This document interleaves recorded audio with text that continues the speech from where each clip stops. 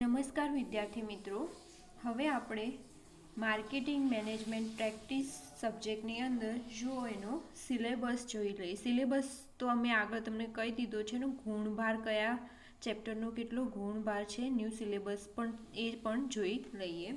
તો પહેલાં તો આપણે આ સબ્જેક્ટમાં ચલો યુનિટ નંબર 1 એમાં marketing environment, meaning, internal environment, external environment, micro environment and macro environment chapter number 1 છે, જેની અંદર આટલા ટોપિક આવે છે કે માર્કેટિંગ ઇન્વોર્મેન્ટ, માર્કેટિંગનું પર્યાવરણ કેવું હોય છે, એનો મિનિંગ શું છે માર્કેટિંગનો. પછી ઇન્ટરનલ એટલે કે અંદરના તત્વો, ઇન્વોર્મેન્ટ અંદરના પરિબળો, અને એક્સટર્નલ ઇન્વોર્મેન્ટ એટલે કે બહારના પરિબળો. મેક્રો અને માઇક્રો ઇન્વોર્મેન્ટ એ ટોપિક આવે છે, જે આપણે ચેપ્ટરમાં ડીપમાં જોઈશું. અને બી છે સ્ટ્રેટેજિક માર્કેટિંગ એટલે કે વ્યૂહાત્મક marketing. Meaning, significance, process of strategic marketing, factor affecting to market mix, meaning the marketing efforts and a growth strategy. કે એનો મિનિંગ છે વ્યૂહાત્મક માર્કેટિંગ કોને કહેવાય છે, સિગ્નિફિકન્સ એટલે કે એના ફાયદા, એની પ્રોસેસ, ફેક્ટર કે પરિબળો કયા અસર કરે છે માર્કેટિંગ મિક્સને, એના વિશે છે. યુનિટ નંબર 1ની અંદર આ બે ચેપ્ટર છે, જેનો ગુણભાર છે 25%. બરાબર, કે આ બંને ચેપ્ટરમાંથી તમારે એક્ઝામની અંદર 25% પૂછાશે. હવે સેકન્ડ નંબર યુનિટ નંબર 2.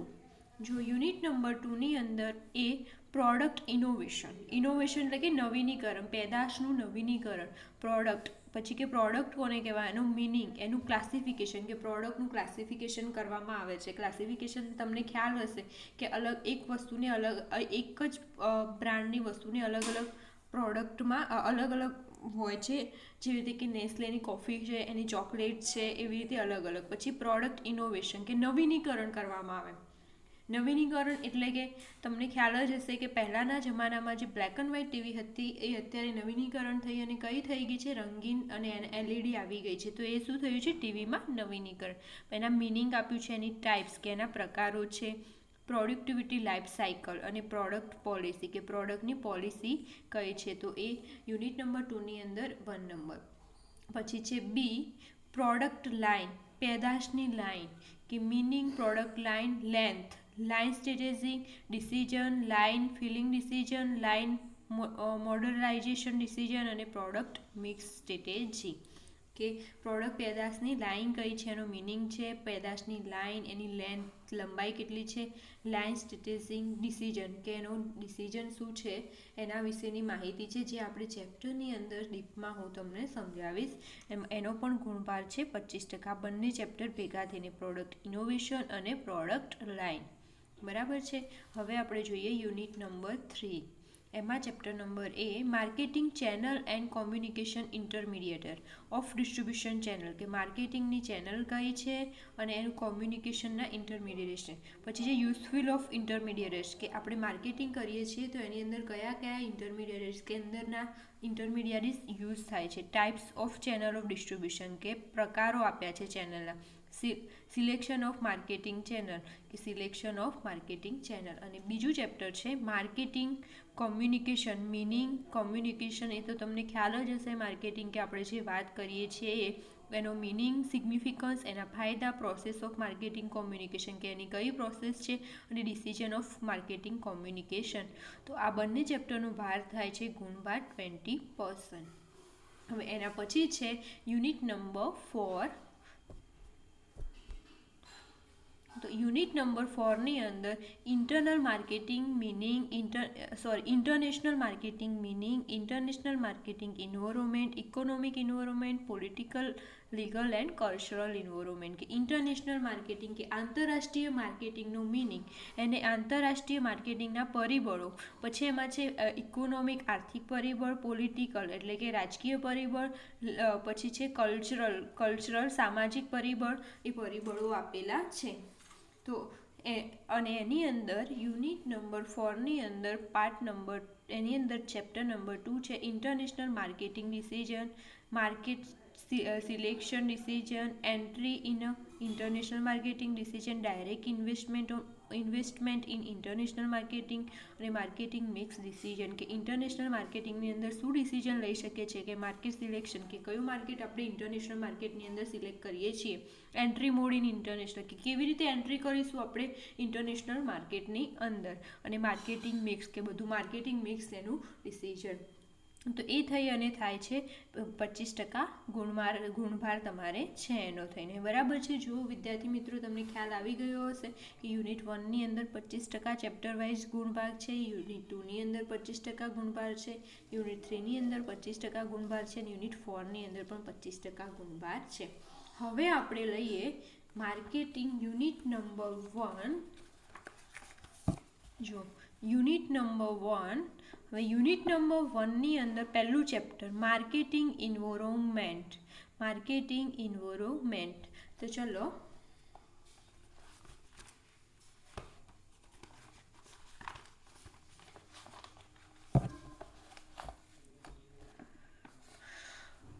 જો માર્કેટિંગ ઇન્વાયરમેન્ટ, તો કે માર્કેટિંગના પરિબળો. તો મિનિંગ ઓફ માર્કેટિંગ ઇન્વાયરમેન્ટ, એની અંદર ઇન્ટરનલ એન્ડ એક્સટર્નલ ઇન્વાયરમેન્ટ, કે મિનિંગ આપ્યો છે કે ઇન્ટરનલ અંદરના અને બહારના તત્વો. તો પહેલું ઇન્ટ્રોડક્શનમાં, the study of marketing environment is a precondition for the success of the business unit, કે સ્ટડી કરવામાં આવે છે માર્કેટિંગ ઇન્વાયરમેન્ટની પ્રીકન્ડિશન એડવાન્સમાં for the success of a business unit, કે કોઈ બિઝનેસ યુનિટને સક્સેસ થવા માટે.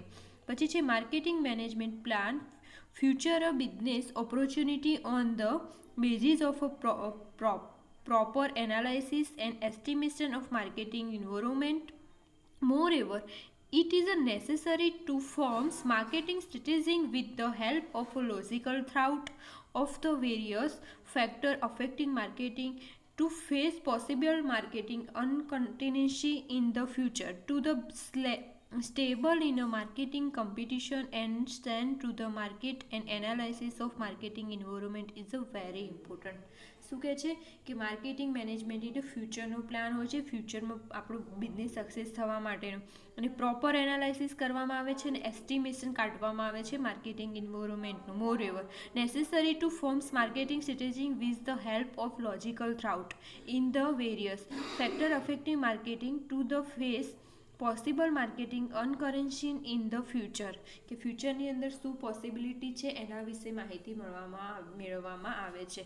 હવે જો વિદ્યાર્થી મિત્રો તમે સેમ 1ની અંદર પણ માર્કેટિંગ સબ્જેક્ટ ભણીને આવ્યા છે, જે હું જ લેતી હતી, તો તમે 12થની અંદર પણ આખું 12માની અંદર પણ તમારે આખો એક સબ્જેક્ટ આવતો જો વાણિજ્ય વ્યવહાર. તો તમને એટલું તો ખ્યાલ હશે કે માર્કેટિંગ કોને કહેવામાં આવે છે. બરાબર છે.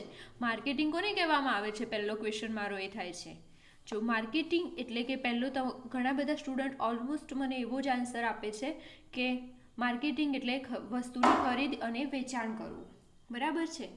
માર્કેટિંગ એટલે વસ્તુઓની ખરીદી અને વેચાણ કરવું. બરાબર છે. આ સાચો જ મિનિંગ છે માર્કેટિંગનો? ના, આ સાચો મિનિંગ નથી માર્કેટિંગનો. માર્કેટિંગ એટલે કોઈ પણ વસ્તુનું પેદાશથી લઈ અને એનું વેચાણની કિંમત મળે ત્યાં સુધીની પ્રોસેસને માર્કેટિંગ કહેવામાં આવે છે અત્યારના આધુનિક જમાનાની અંદર. જો પહેલું તો કે જો કોઈ પણ વસ્તુની પેદાશ કરવી છે તો પહેલાં તો કઈ વસ્તુ એની શરૂઆત થાય છે પેદાશ કરવાની, ત્યાંથી લઈ અને વેચાણ સુધીની આખી પ્રક્રિયાને માર્કેટિંગ કહેવામાં આવે છે.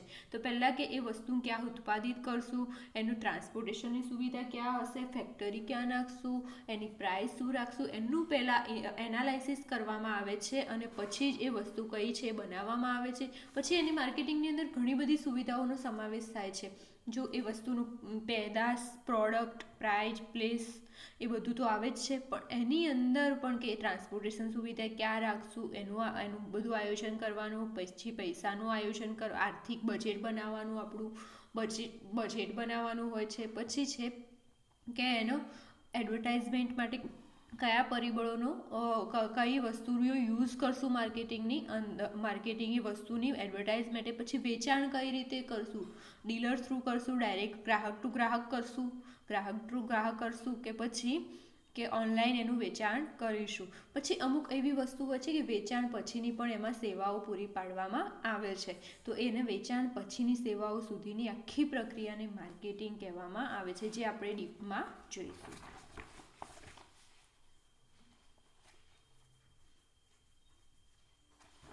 જો વિદ્યાર્થી મિત્રો, હવે આપણે જોઈએ વોટ ઇઝ માર્કેટિંગ ઇન્વાયરમેન્ટ, કે માર્કેટિંગ પર્યાવરણ શું છે. As per a general definition, marketing function a group of all operation which are done for a manufacturing product to the provided goods or a service to the customer, and marketing environment means factor affecting marketing. શું કહે છે? As per legal definition, કે legally definition શું છે કે marketing function is a group of all operation, કે માર્કેટિંગનું એ આખા ગ્રુપનું એક ફંક્શન છે all of operation which are done for a manufacturing product to the provided goods or a service, કે manufacture વસ્તુનું પ્રોડક્ટનું ઉત્પાદન કરવામાં આવે છે અને પ્રોવાઈડ પૂરી પાડવામાં આવે છે ગુડ્સ અને સર્વિસ, માલ અને સેવા ટુ ધ કસ્ટમર, ગ્રાહકો સુધી પૂરી પાડવામાં આવે છે. And marketing environment means factor affecting marketing, કે માર્કેટિંગ પર્યાવરણ એટલે કે એના ઉપર અસર કરતા પરિબળોને માર્કેટિંગ ઇન્વાયરમેન્ટ કહેવામાં આવે છે. એઝ અ શું છે એ શોર્ટકટમાં કે એઝ અ જનરલી ડેફિનેશન છે, કે જનરલી બધા આ ડેફિનેશન આપતા હોય છે. હવે આપણે જોઈશું ઇન્ટરનલ માર્કેટિંગ ઇન્વાયરમેન્ટ. તો ઇન્ટરનલ માર્કેટિંગ ઇન્વાયરમેન્ટ, જો in simple word, the function remain inside of the business unit are now as a internal marketing environment. શું કહે છે કે સિમ્પલ વર્ડમાં કહેવામાં આવે છે એવા પરિબળો છે કે જે inside of the business unit, કે બિઝનેસની બહાર રહી અને અસર કરતા હોય છે. Generally those type of factor are always under the control of management, કે જનરલી આ ટાઈપના પરિબળો શું હોય છે કે એના મેનેજમેન્ટના કંટ્રોલમાં હોય છે. Making manager make change the policy, producer and process for a having favourable internal factor, કે એની અંદર આપણો જે મેનેજર હોય છે કંપનીનો, એ માર્કેટિંગ મેનેજર છે in the change the policy, કે અમુક પોલિસી ચેન્જ કરે છે, પોલિસી ચેન્જ કરે છે, એની પ્રોસેસમાં ચેન્જીસ કરે અને ફેવરેટેબલ હોય છે, કે એ ઇન્ટરનલ પરિબળોનો ફેવરેટેબલ હોય છે. તો હવે જો પહેલું પરિબળ આપણે જોઈએ, પહેલું પરિબળ છે માર્કેટિંગ એપ્રોચ. પહેલું પરિબળ કયું છે આપણું, કે માર્કેટિંગ એપ્રોચ. તો એને કહેવામાં આવે છે માર્કેટિંગના અભિગમો. તો marketing factor are follow by making concept of the approach the depend on thinking of marketing management. શું કહે છે? ધંધાકીય એકમની અંદર રહેલા એવા પરિબળો કે જે માર્કેટિંગની પ્રવૃત્તિને અસર કરતા હોય અને આંતરિક પર્યાવરણ તરીકે ઓળખવામાં આવે છે, કે માર્કેટિંગ ફંક્શનની અંદર એવા પરિબળો છે depend on thinking of marketing management. પછી છે generally we see product oriented, sales oriented, production oriented, customer oriented and society oriented marketing approach, કે એની અંદર કયા જનરલી હોય છે, પેદાશને રિલેટેડ હોય છે, ઓરિએન્ટેડ સેલ્સ વેચાણને રિલેટેડ હોય છે, અભિગમ છે, પછી પ્રોડક્શન ઓરિએન્ટેડ હોય છે, કસ્ટમર ઓરિએન્ટેડ હોય છે, સોસાયટી ઓરિએન્ટેડ હોય છે માર્કેટિંગ એપ્રોચ. કે પહેલું કે માર્કેટિંગ એપ્રોચ, કે તમારો અભિગમ કયો છે. કોઈ પણ ધંધો કે કંપની ચાલુ કરો છો તો તમારો અભિગમ નક્કી કરવામાં આવે છે. તમે એ ધંધો શા માટે સ્થાપ્યો છે, કે તમે વધુમાં વધુ પ્રોફિટ કમાવા માટે સ્થાપ્યો છે, તો જુઓ, કે પછી વધુમાં વધુ પેદાશ કરવા માટે, તો પ્રોડક્ટ ઓરિએન્ટેડ છે, સેલ્સ ઓરિએન્ટેડ, કે વધુમાં વધુ વેચાણ કરવા માટે એ ધંધાની સ્થાપના કરી છે, તો કે સેલ્સ ઓરિએન્ટેડ છે. પ્રોડક્શન ઓરિએન્ટેડ, કે એ વધુમાં વધુ પ્રોડક્શન થવું જોઈએ એ મહત્વનું છે, તમારો અભિગમ છે, કે એ ધ્યેય છે. કસ્ટમર ઓરિએન્ટેડ, કે તમને તમારો ધંધાનો ધ્યેય શું છે, કે ગ્રાહકોને સંતોષ મળે છે, ગ્રાહકો ઉપર ફોકસ કરે છે. કે પછી સોસાયટી ઓરિએન્ટેડ છે, કે સામાજિક ઓરિએન્ટેડ છે, એપ્રોચ છે. પહેલાં એ એપ્રોચ નક્કી કરવામાં આવે છે.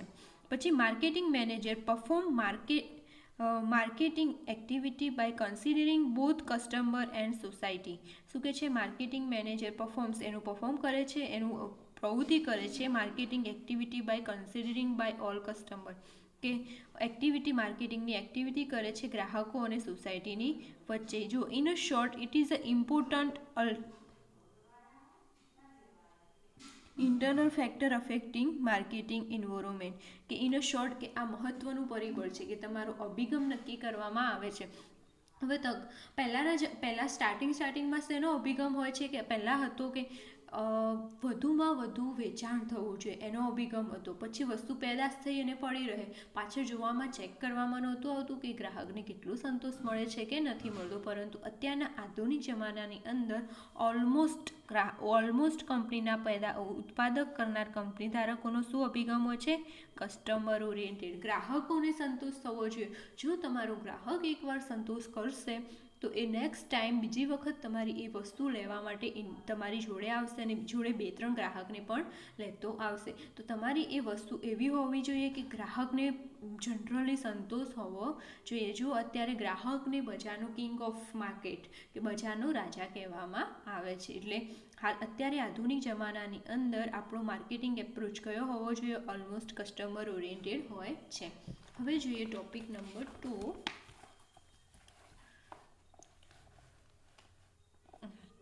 marketing planning. Marketing planning means pre-thinking of a problem like which, where, when and for whom marketing activity be performed.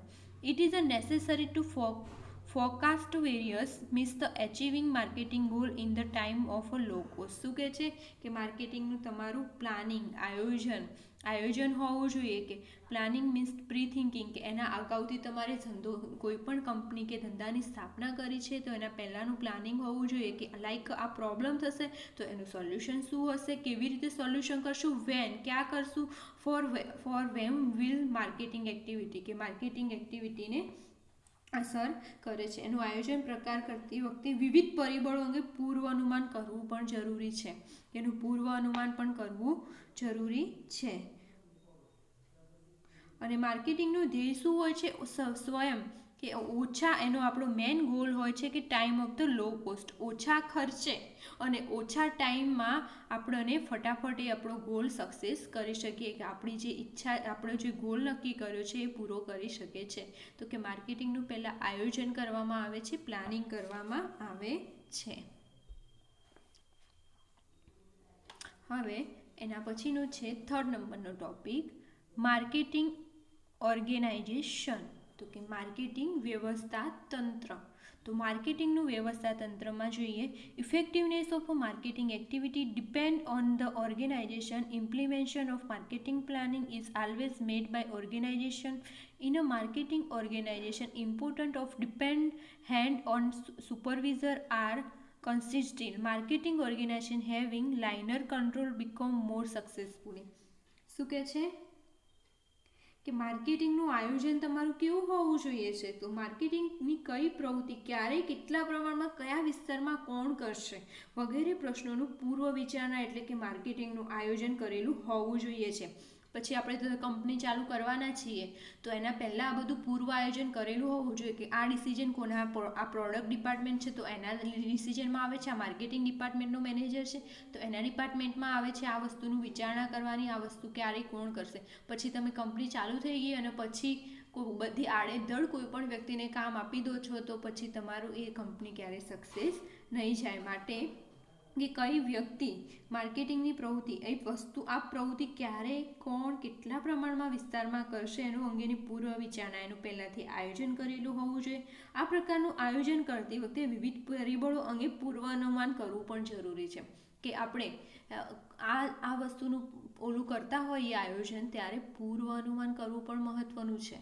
કે પૂર્વ અનુમાન કરેલું હોવું જોઈએ કે આ પ્રોબ્લેમ થશે તો આવું થઈ શકે છે, આ થશે તો આ થઈ શકે છે, એવું પૂર્વ અનુમાન પણ ઇમ્પોર્ટન્ટ છે. અને માર્કેટિંગનું ધ્યેય, એનું આયોજન શું હોય છે?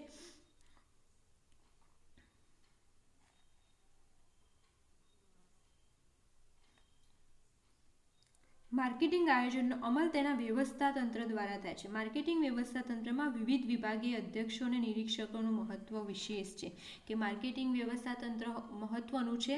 એની અંદર કે અલગ અલગ એના કઈ વ્યક્તિ વ્યવસ્થા તંત્ર હોવું જોઈએ, જેવી રીતે કે પહેલાં એનો કંપનીનો એમડી આવે છે, તો પછી એમડી પછી પણ એનો મેનેજર હોય છે, પછી અલગ અલગ ડિપાર્ટમેન્ટના અલગ અલગ મેનેજરો હોય છે, એના પછી એના સુપરવાઇઝરો હોય છે, અને એના પછી લેબરો આવે છે. તો એનું કમ્પ્લીટ આયોજન કરેલું હોવું જોઈએ. જો કંપની સ્ટાર્ટ કરતા હોઈએ તો એવું કોઈ આયોજન કરેલું ના હોય તો પછી કંપની ક્યારેય સક્સેસ થતી નથી. એનું પૂર્વ વિચારણા કરેલી હોવી જોઈએ કે એ આટલું આ આયોજન કરશું તો પૂર્વ વિચારણા કઈ વ્યક્તિને કેટલો પગાર આપીશું, આપણે એમને શું શું ફેસિલિટી આપીશું, એ બધું આપણે વિચાર કરેલો. જો આપણે આગળ જ ભણીને આવ્યા કે પીએફ કાપીશું કે શું, એ બધો વિચાર પહેલાંથી કરેલો હોવો જોઈએ. એનું વ્યવસ્થા તંત્રનું પૂર્વ અનુમાન કરેલું હોવું જોઈએ. પછી રેખિક અંકુશ ધરાવતું માર્કેટિંગ વ્યવસ્થા તંત્ર વધુ સફળ પડે છે કે તમારી પાસે અંકુશ હોવો જોઈએ. હવે મેનેજરનો ડર એના નીચેના સુપરવાઇઝરોને હોવો જોઈએ. પછી મેન જે મેનેજર છે એનો ડર એના અલગ અલગ ડિપાર્ટમેન્ટના મેનેજરનો હોવો જોઈએ, અને એમડીનો ડર બીજા બધા ડિપાર્ટમેન્ટના મેન મેનેજરને હોવો જોઈએ. એવી રીતે કે એનો અંકુશ મહત્વનો છે. ડર એટલે કે એમના ઉપર અંકુશ લાવવો મહત્વનો છે. અંકુશ કરી શકતું હોવું જોઈએ આપણું વ્યવસ્થા તંત્ર. પછી આપ્યું છે માર્કેટિંગ પોલિસી. તો કે માર્કેટિંગની નીતિઓ, તો price policy, brand policy, advertisement policy, sales and distribution policy, and policy for after sales and service very important. In marketing policy, when organization adopted customer-oriented marketing approach, it is a will try to satisfy customer at maximum level of considering theme in the center will forming marketing policy. શું કહે છે કે પ્રાઇસની કિંમતની નીતિ, બ્રાન્ડની નીતિ, કિંમતની નીતિ, બ્રાન્ડ નીતિ, જાહેરાત નીતિ અંગેની નીતિ, વેચાણ વિતરણની નીતિ, વેચાણ પછીની સેવાઓ અંગેની નીતિ ખાસ મહત્વ ધરાવે છે.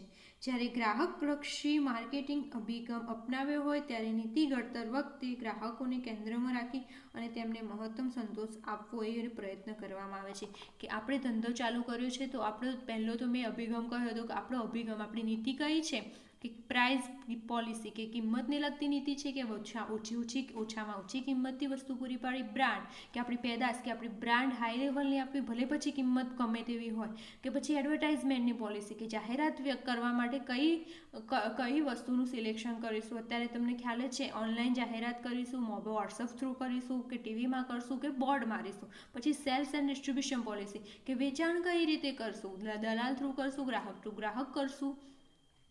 ગ્રાહક કરશું કે દલાલ થ્રુ પેનલ ઊભી કરી અને કરીશું કે ડાયરેક્ટ ગ્રાહકને આપણે આપીશું. એને લગતી નીતિ કઈ છે તમારી. પછી છે policy of after sales service is a very important. તમારી વેચાણ પછીની સેવા કઈ છે એ મહત્વની છે. જો અત્યારે ઘણી બધી વસ્તુમાં તમને આફ્ટર સેલ્સ સર્વિસ આપતા હોય છે, તમને ખ્યાલ છે ગેરંટી અને વોરંટી ઇલેક્ટ્રિક વસ્તુઓ પર ઓલમોસ્ટ મળતી હોય છે, બરાબર છે. ઘણી બધી વસ્તુઓમાં ઓલમોસ્ટ ગેરંટી વોરંટી મળતી હોય છે, તો એને આફ્ટર સેલ્સ સર્વિસ સેવા કહેવામાં આવે છે. તો આફ્ટર સેલ્સ સર્વિસ સેવા એ કઈ છે એ પણ મહત્વનું છે, એના અંગે પણ નીતિ ગણવામાં આવે છે. હવે આના પછીનો ટોપિક આપણે નેક્સ્ટ લેક્ચરની અંદર લઈશું. જો હવે તમને આમાં કંઈ ખ્યાલ ન આવ્યો હોય, કાંઈ પણ પ્રોબ્લેમ હોય તો તમે મારો પર્સનલ કોન્ટેક્ટ કરી શકો છો અને કોલેજમાં આવી અને મને મળી શકો છો. આભાર.